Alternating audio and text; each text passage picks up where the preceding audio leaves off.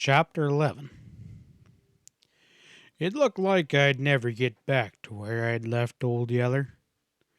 To begin with, by the time I got home, I'd traveled too far and too fast. I was so hot and weak and played out that I was trembling all over, and that hog-cut leg was sure acting up. My leg hadn't gotten stiff like I'd figured. I'd used it too much. But I'd strained the cut muscle, and it was jerking and twitching long before I got home, and after I got there it wouldn't stop.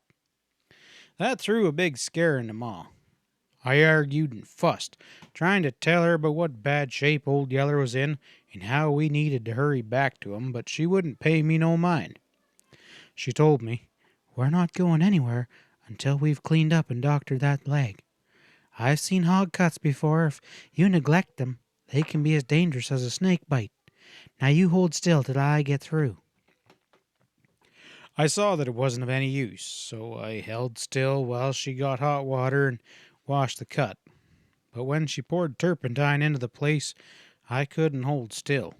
I jumped and hollered and screamed. It was like she had burnt me with a red-hot iron. It hurt worse than when that hog even slashed me. I hollered with hurt till little Arliss turned up and went to crying too. But when the pain finally left my leg, the muscle had quit jerking. Ma got some clean white rags and bound up the wound. And then she said, "Now you lie down on that bed and rest. I don't want to see you take another step on that leg for a week." I was so stunned that I couldn't say a word. All I could do was stare at her. Old Yeller laying way off out there in those hills, about to die if he didn't get help, and Ma telling me I couldn't walk. Well, I got up off the stool I'd been sitting on, and I said to her, "Ma, I'm going back after Old Yeller, and I promised I'd come back, and that's what I aim to do." Then I walked through the door and out to the lot. By the time I got Jumper caught, Ma had her bonnet on, and she was ready to go too. She looked a little flustered, like she didn't know what to do with me, but all she said was, "How are we going to bring him back?" "On Jumper," I said. "I'll ride Jumper and hold Old Yeller in my arms." "You know better than that," she said. "He's too big and heavy. I might be able to lift him up to you, but you can't stand to hold him in your arms that long. You'll give out." "I'll hold him," I said, "and if I do give out, I'll rest and then we'll go on again." Ma stood tapping her foot for a minute while she gazed off across the hills. She said, like she was talking to herself, "We can't use the cart. There aren't any roads and the country's too rough." Suddenly she turned to me and smiled. "I know what. Get that cowhide off the fence. I'll go get some pillows." "Cowhide?" "And tie it across Jumper's back. I'll show you later." I didn't know what she had in mind, but it didn't much matter. She was going with me. I got the cowhide and slung it across Jumper's back. It rattled and spooked him so that he snorted and jumped from underneath it. "You, Jumper," I shouted at him. "You hold still." He held still the next time, and Ma brought the pillows and the long coil of rope. She had me tie the cowhide to Jumper's back and bind the pillows up on top, and then she lifted little Arliss up and set him down on top of the pillows. "You ride on behind him," she said to me. "I'll walk." We could see the buzzards gathering long before we got there.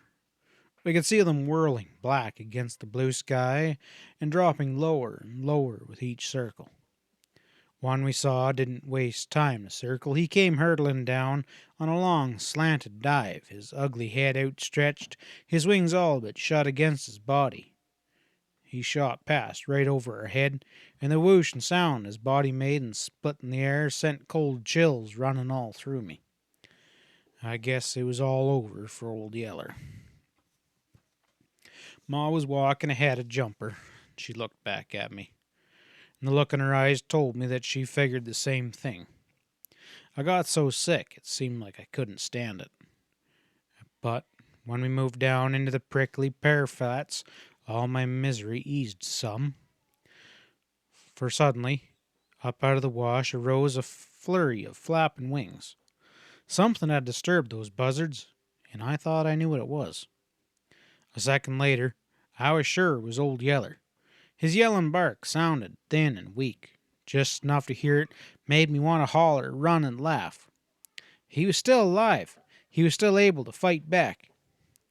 The frightened buzzards had settled back to the ground by the time we got there. When they caught sight of us, though, they got excited and went to trying to get off the ground again. For birds that can sail around in the air all day, with hardly more than movement of their wing tips, they sure were clumsy and awkward about getting started. Some had to keep hopping along the wash for 50 yards, beating the air with their huge wings before they were able to finally take off. And then, even then, they were slow to rise. I could have shot a dozen of them before they got away if I had thought to bring my gun along. There was sort of a crazy light shining in Old Yeller's eyes when I looked in on him. When I reached to drag the stump away, he snarled and lunged at me with bared fangs. I jerked my hands away just in time and shouted, "Yeller!" at him. Then he knew I wasn't a buzzard. The crazy light went out of his eyes and he sank back into the hole with a loud groan, just like he had a huge load taken off his mind. Ma helped me drag the stump away. Then we reached in, rolled his hurt body over on its back, and slid him out into the light. Without bothering to examine the blood-caked cuts that she could see all over his head and shoulders, Ma started unwinding the cloth about his body. Then little Arliss came crowding past me, asking in a scared voice what the matter was with the Yeller. Ma stopped.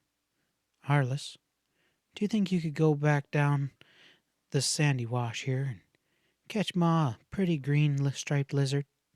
I thought I saw one down there around the first bend." Little Arliss was as pleased as I was surprised. Always before, Ma had sort of put up with his lizard catching, and now she wanted him to go and catch one just for her.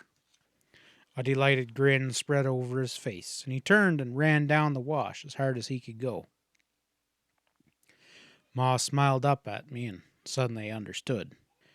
She was just getting little Arliss out of the way so he wouldn't have to look at the terrible sight of Yeller's slitted belly. She said to me, "Go jerk a long hair at a jumper's tail, son, but make sure you stand to one side so he won't kick you." I went and stood to one side of Jumper and jerked the long hair out of his tail.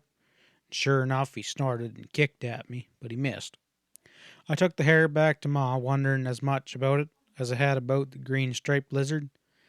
But when Ma pulled a long sewing needle from her dress front and poked the small end of the tail hair through the eye, I knew then. "Horsehair is always better than thread for sewing up a wound," she said. She didn't say why, and I never did think to ask her. Ma asked me if any of Yeller's entrails had been cut, and I told her that I didn't think so. "Well, I won't bother them then. Anyway, if they are, I don't think I could fix them." It was a long, slow job, stitching up Old Yeller's belly, and the way his flesh would flinch and quiver when Ma poked the needle through, it must have hurt something awful. But if it did, Old Yeller didn't say anything about it. He just lay there, licking my hands while I held him. We were wrapping him up in some clean rags that Ma had brought along when here came little Arliss. He was running as hard as he had been when he left, and he was grinning and hollering at Mama, and in his right hand he carried a green striped lizard as well. How on earth he managed to catch anything as fast running as one of those green striped lizards, I don't know, but he sure had one. And you never saw such a proud look as he wore on his face when he handed that lizard to Ma, and I never guess I ever saw a more helpless look on Ma's face as she took it. Ma had always been squeamish about lizards, snakes, and bugs and such things, and you could tell it just made her flesh crawl to have to touch this one, but she took it and admired it and thanked little Arliss something fierce. And then she asked him if he'd be willing to keep it for her till we got home, which little Arliss was sure glad to do. "Now, Arliss," she said, "we're going to play us a game. We're playing like Old Yeller's sick, and you have to take care of him.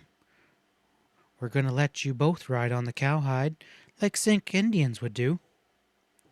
Well, it always pleased little Arliss to play any sort of game, and this was a new one he had never heard about before.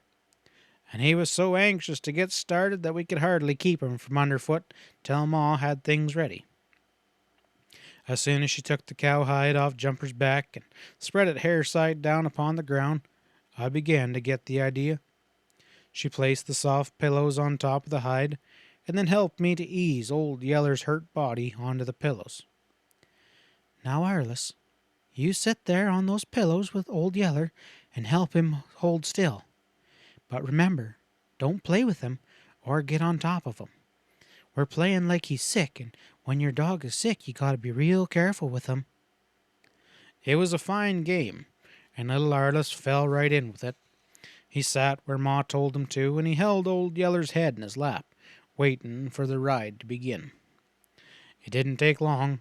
I'd already tied a rope around Jumper's neck, leaving the loop big enough that it would pull back upon his shoulders. And then, on each corner of Jumper, we tied another rope into the ends that were knotted about his shoulders, and we carried the ends of them back to the cowhide. I took my knife and cut 2 slits into the edge of the cowhide, and then tied a rope into each one. We measured to get each rope about the same length, and made sure they were far enough back that the cowhide wouldn't touch Jumper's heels. Like most mules, Jumper was mighty fussy about anything touching his heels. "Now, Travis, you ride him and I'll lead him." "You better let me walk," I argued. "Jumper's liable to throw a fit with that hide rattling around behind him, and you might not be able to catch him yourself."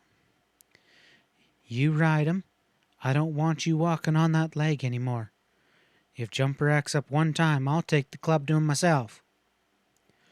Well, we started off with little Arliss crowing at what a fine ride he was getting on the dragon hide, and sure enough, at the first sound of the rattling hide, old Jumper acted up.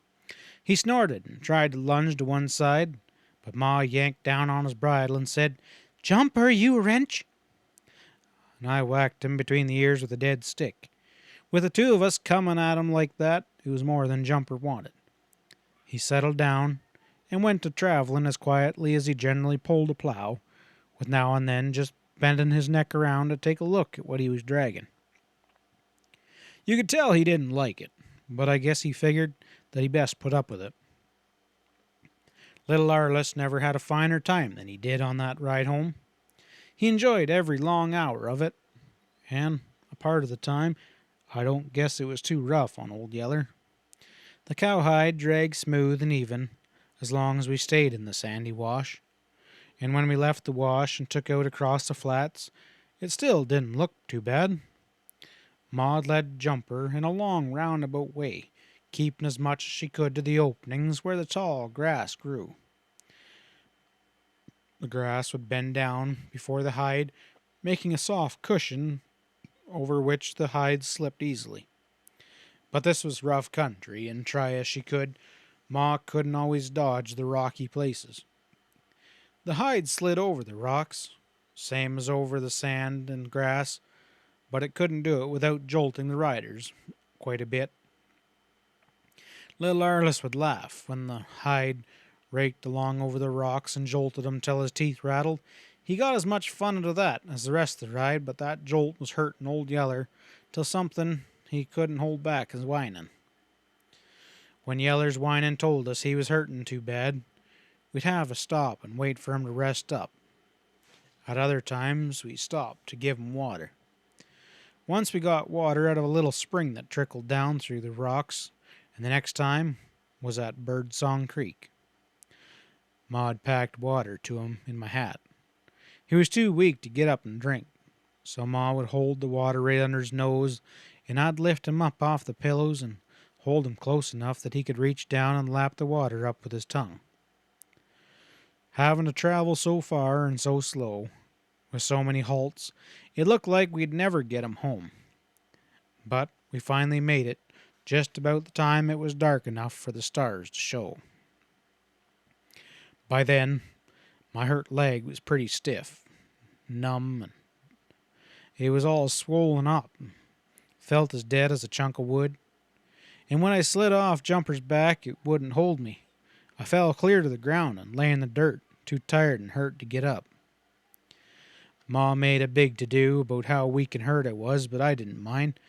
We had gone and brought old Yeller home, and he was still alive. And there, by the starlight, I could see him licking little Arliss's face, and little Arliss was sound asleep. End of chapter 11.